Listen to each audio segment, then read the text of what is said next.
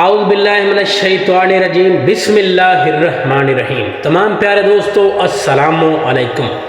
حضرت یوسف علیہ السلام کی کہانی اور قصے پر پارٹ نمبر 9۔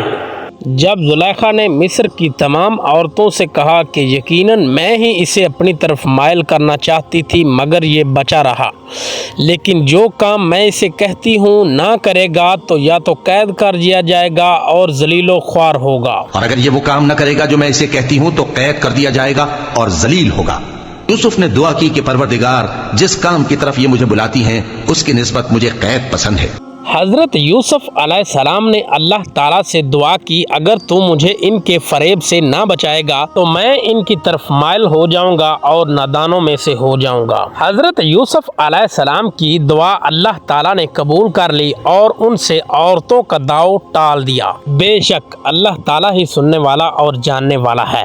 پھر باوجود اس کے کہ وہ لوگ حضرت یوسف علیہ السلام کی بے گناہی دیکھ چکے تھے اور عزیز مصر پوتی فار کی رائے بھی یہی ٹھہری کہ یوسف کو قید میں ڈال دیا جائے، لیکن یہ قید حضرت یوسف علیہ السلام کے لیے ذلت نہیں، دعوت دین کا ایک بہت بڑا مرکز بن گیا۔ روایات میں آتا ہے کہ جب حضرت یوسف علیہ السلام قید خانے میں داخل ہوئے تو وہاں دو آدمی آپس میں جھگڑ رہے تھے، کوئی سختی سے گالی دے رہا تھا اور کوئی جھگڑ رہا تھا۔ ماحول میں نفرت اور بد کلامی پھیلی ہوئی تھی۔ حضرت یوسف علیہ السلام نے جیل کے قیدیوں کا یہ منظر دیکھ کر فوراً نرمی اور وقار سے فرمایا، یہ جگہ تمہارے لیے ایک آزمائش ہے، یہاں غصہ نہیں صبر سے کام لینا چاہیے۔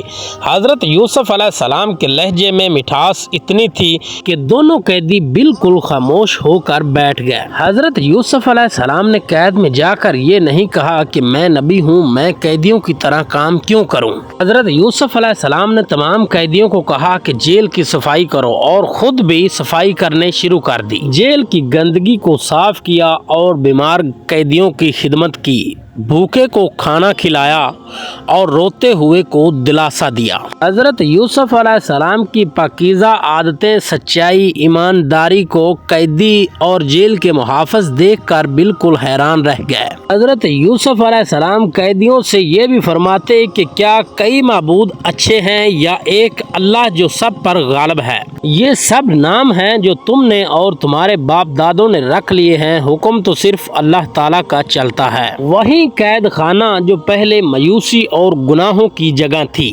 ذکر الہی اور ہدایت کا مرکز بننے لگا، اور اسی دوران دو قیدی داخل کیے گئے جیل میں حضرت یوسف علیہ السلام کے ساتھ، جنہوں نے اپنے بادشاہ کو زہر دے کر مارنے کی کوشش کی اور بادشاہ نے ان دونوں کو زندان میں ڈال دیا۔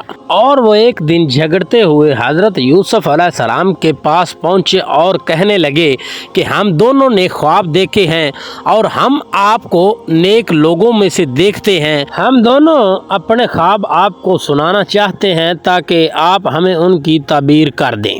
حضرت یوسف علیہ السلام کو ایک قیدی اپنا خواب سنانے لگا اور کہنے لگا کہ میں نے اپنے سر پر روٹیاں رکھی ہوئی ہیں اور پرندے اس میں سے نوچ نوچ کر کھا رہے ہیں، میں کہتا ہوں کہ آپ مجھے اس کی تعبیر دیں۔ تو حضرت یوسف علیہ السلام نے دوسرے قیدی سے پوچھا کہ تم نے کون سا خواب دیکھا ہے؟ اور اس نے کہا کہ میں انگور نچوڑ نچوڑ کر اپنے بادشاہ کو شراب بنا کر پلا رہا ہوں۔ تو حضرت یوسف علیہ السلام نے ان دونوں قیدیوں سے کہا جو کھانا تمہیں ملنے والا ہے وہ آنے نہیں پائے گا کہ میں تمہیں تمہارے خوابوں کی تعبیر بتا دوں گا، یہ اللہ کا سکھایا ہوا میرے پاس علم ہے، جو بات میں کہہ دوں گا وہ ہو کر رہے گی۔ یوسف نے کہا کہ جو کھانا تم کو ملنے والا ہے وہ آنے نہیں پائے گا کہ میں اس سے پہلے تم کو اس کی تعبیر بتا دوں گا۔ اور حضرت یوسف علیہ السلام نے ان قیدیوں سے کہا کہ جو لوگ اللہ پر ایمان لانے والے نہیں ہیں میں نے ان کا مذہب چھوڑ دیا ہے۔ جو لوگ اللہ پر ایمان نہیں لاتے اور آخرت کا انکار کرتے ہیں میں نے ان کا مذہب چھوڑ دیا ہے، اور میں اپنے باپ دادا حضرت ابراہیم علیہ السلام، اسحاق اور یعقوب علیہ السلام کے مذہب پر چلتا ہوں۔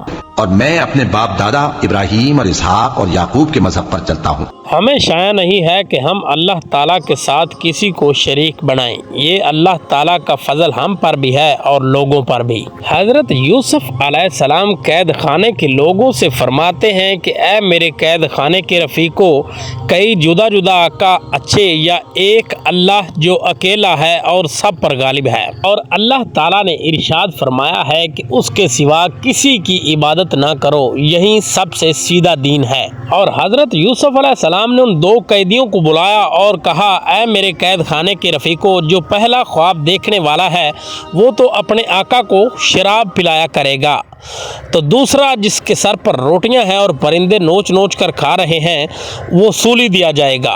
ऐ मेरे कैद खाने के रफीको, तुम में से एक जो पहला ख्वाब बयान करने वाला है वो तो अपने आका को शराब पिलाया करेगा, और जो दूसरा है वो सूली दिया जाएगा। उनमें से एक कैदी जिसे हजरत यूसुफ अलैहिस्सलाम ने ये कहा कि तुम सूली दिए जाओगे और तुम्हारा सर परिंदे नोच नोच कर खाएंगे, वो रोने लगा और कहने लगा कि मैंने कोई ख्वाब नहीं देखा, ये तो महज एक झूठ है।